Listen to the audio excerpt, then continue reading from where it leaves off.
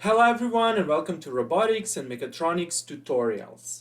In this tutorial, we explain how to numerically solve the forward kinematics problem of a differential drive robot or differential wheeled robot. Furthermore, we explain how to simulate and animate the computed robot trajectories by using Python and Pygame. Pygame is an open source and free game development environment in Python. It can be used to simulate and animate the trajectories of mobile robots. This tutorial is very important for students, engineers, and professors who want to visualize robot motion, path planning, and SLAM algorithms.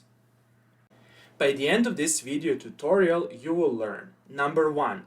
How to formulate the forward kinematics problem for mobile robots. Number 2. How to numerically solve the forward kinematics problem in Python. Number 3. How to visualize the mobile robot motion in Python and Pygame, and how to generate amazing simulations such as the simulation that you can see over here. Over here, we can see a differential drive robot following a spiral trajectory. But before I start with explanations, I would like to mention the following. It took me a significant amount of time, energy, and planning to create this completely free video tutorial, as well as almost 400 free video tutorials that you can find on my YouTube channel. And consequently, I kindly ask you to press the like and subscribe buttons. Thanks a lot. In our previous tutorial, whose link is given over here, we derived the kinematics equations of a differential drive robot. You can click on this link and you can read this web page tutorial and you can watch the corresponding YouTube video. My suggestion is that you do that before watching this video tutorial. Links are provided in the description below. Over here, for clarity and completeness of this video tutorial, we will summarize and explain the main symbols. X and Y are the translational coordinates of the body frame attached to the point B with respect to the inertial frame X and Y. Theta is the angle of rotation of the robot, which is at the same time the angle between the body frame B and the inertial frame xy. xb and yb are the coordinates in the body frame, and at the same time they denote the axes of the body frame. C is the instantaneous center of rotation. Omega is the instantaneous angular velocity of the robot body. L is the center point of the left wheel, and R is the center point of the right wheel. B is the middle point between the points L and R. VL is the velocity of the center of the left wheel. VR is the velocity of the center of the right wheel. VB is the velocity of the point B. Dot phi L is the angular velocity of the left wheel. Dot phi r is the angular velocity of the right wheel. L is the distance between the point B and the point C. R is the radius of the wheels. S is the distance between the points L and R. X dot is the projection of the velocity VB onto the x-axis, and Y dot is the projection of the velocity VB onto the y-axis. Over here you can see two forms of kinematics equations. In the first form, we have velocities of the center points of the left and right wheels. Here they are. Here's VL and here's VR. On the other hand, we know that VL is R times dot phi L and VR is R times dot phi R.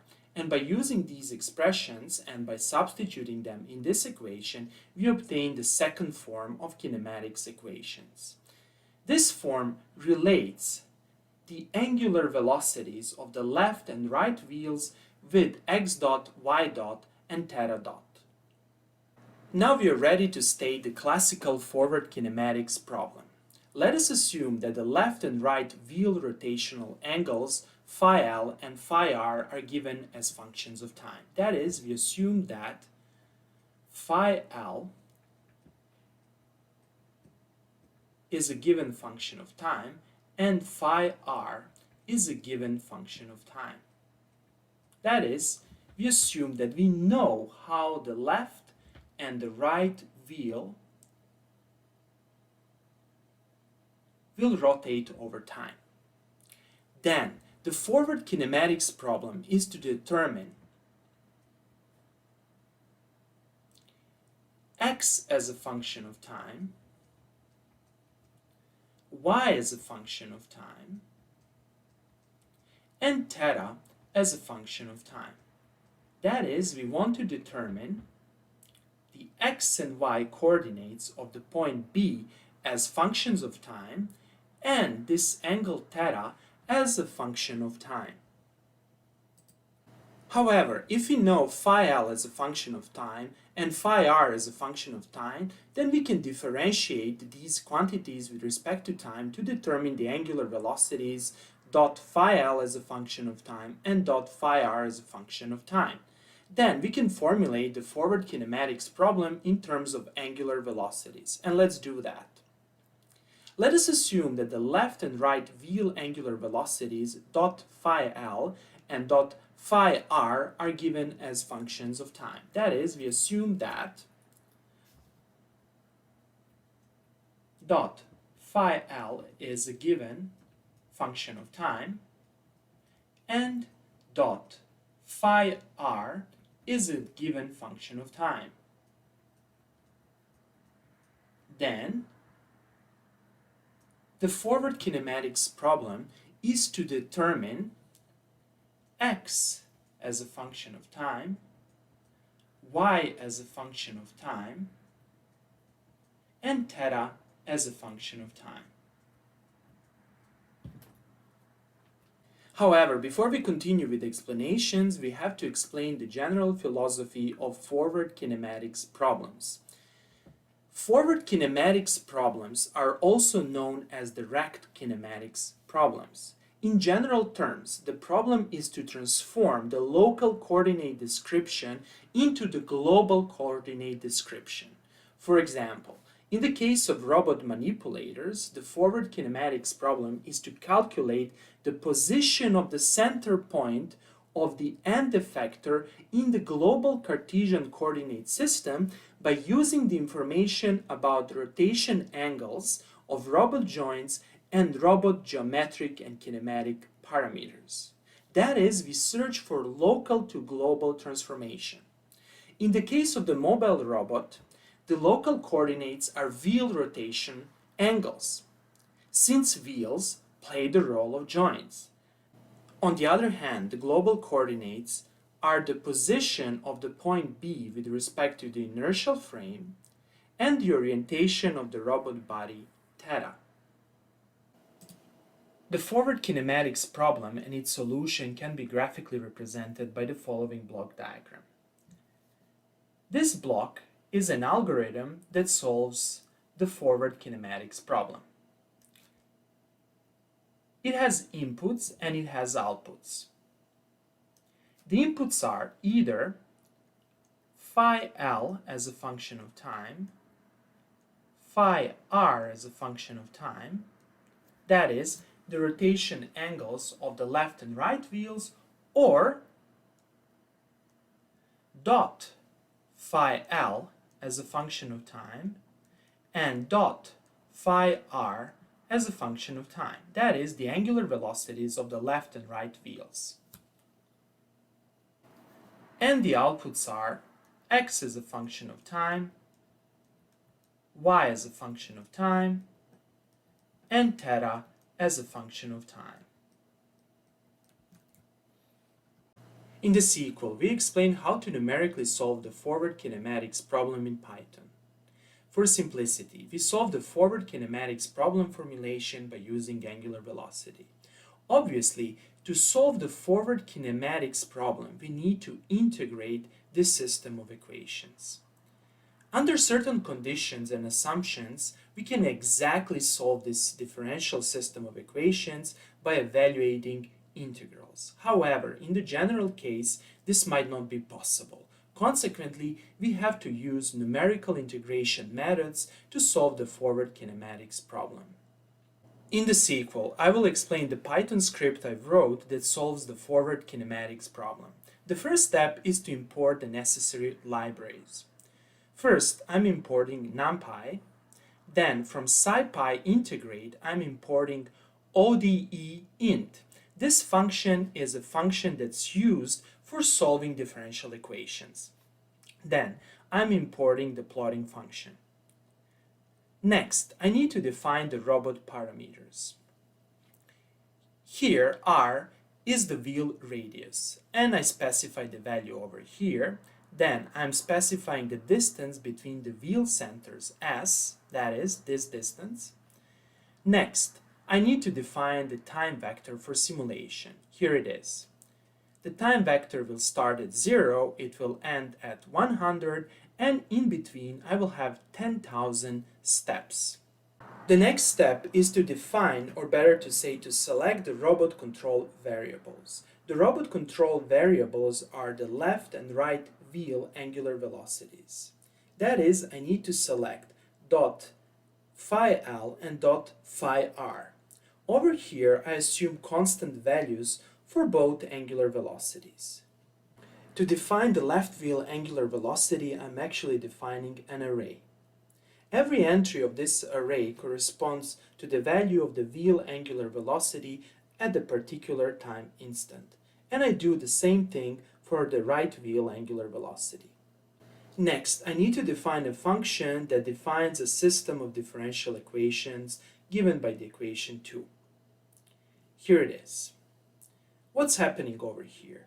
I need to define the right-hand side of this equation. But wait a second, what are the variables that we are solving for? I'm solving for this vector x, and the entries of this vector x are, the first entry is actually x, the second entry is y, and the third entry is theta. Consequently, I'm specifying this vector as an input, then I'm specifying time as an input. Next, I'm specifying time points, that is, the vector of simulation time. Then I'm specifying the s and r constants, and I'm specifying these two arrays that are used actually to define the angular velocities. Over here, I'm interpolating the values of angular velocities dot phi L and dot phi R, dot phi L and dot phi R, and once I do that, I need to define the right-hand side. And here's how I do it. First equation over here, second equation over here, and the third equation over here. And once I do that, I group all the computed quantities in a list, and I simply return this list, and this list actually returns the right-hand side of this equation for the specified values of x, y, theta, phi L dot, phi R dot, and other parameters. And that's it. Next, I need to define initial values of x, y, and theta for simulation, and I do it over here. To illustrate this, I'm assuming that the robot starts from this position. X, Y, robot is located at 500, 500, and with the orientation 0. That is, the robot is in this position. And as you will see later on, this center will actually describe a circular trajectory. Once I define the initial conditions, I can solve the forward kinematics problem by calling the function ODE_int. The first input argument is actually the function defining the right-hand side of the kinematics. The second input argument is the initial condition. The third input argument is the time vector used for simulation. And in addition, I need to specify this argument. First of all, I need to specify time vector, then I need to specify S and R, and I need to specify these two arrays that define the left and right wheel angular velocities. And that's it. I simply call this function. Once I do that, I will store the solution in this matrix, And then I will save this matrix, since I will be using this matrix later on to visualize the simulation results, and I simply plot the results. Let's run this script and let's see the output. Here it is. This graph shows x, y, and theta as functions of time. And we can see sinuses and we can see cosinuses or some harmonic functions over here. This means that our trajectory will actually be a circle, as we predicted. Next, let's learn how to visualize the results and how to generate the animation from the beginning of this video tutorial. Over here, for brevity, I will quickly explain this code. I will actually dedicate a separate video tutorial to this simulation. The first step is to import the necessary libraries. First, I need to import Pygame. If you didn't install Pygame, open your command prompt and type pip install Pygame. Then I need to import NumPy. Then I need to initialize my Pygame. I do that by typing pygame.init. Then I need to set the window size. I do it over here. And then I need to create my screen. I do it like this. And I specify the size. Next, I need to initialize the clock. And over here, I need to load the robot image. As you can see over here, I'm importing a PNG file. Here's my PNG file, and I use Inkscape to create this PNG file. Then I need to adjust the robot image size and I need to scale the image. I do it over here. Then I initialize the frame counter to 0. Then I load my simulation data generated by solving the forward kinematics problem. Then I extract x, y, and angle arrays.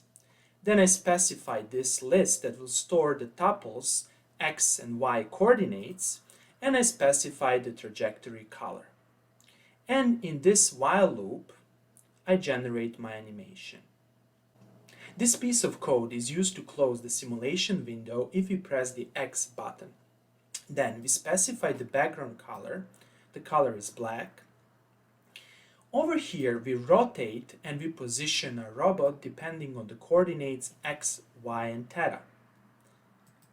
And finally, we plot our robot at the specific position and with a specific orientation. Then, we need to plot the trajectory. We append the trajectory list, shown over here, and then we plot the line only if we have more than a single point. We do it over here.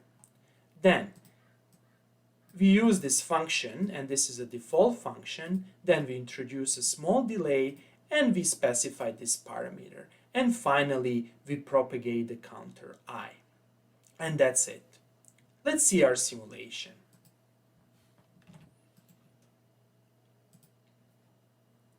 Here it is. Beautiful.